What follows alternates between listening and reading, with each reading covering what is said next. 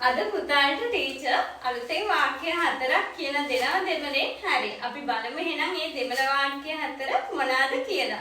බලන්න පුතේ.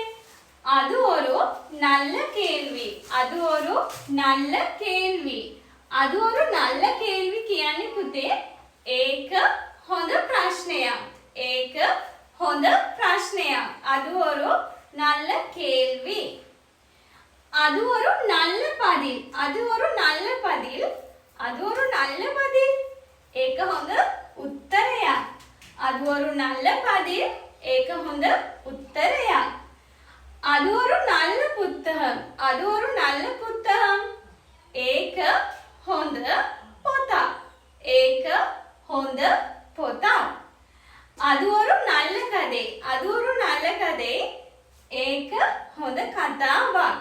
ඒක හොඳ කතාවක්. அது ஒரு நல்ல கேள்வி. ඒක හොඳ ප්‍රශ්නයක්. அது ஒரு நல்ல பதில். ඒක හොඳ උත්තරයක්. அது ஒரு நல்ல புத்தகம். ඒක හොඳ පොතක්. அது ஒரு நல்ல கதை. ඒක හොඳ කතාවක්.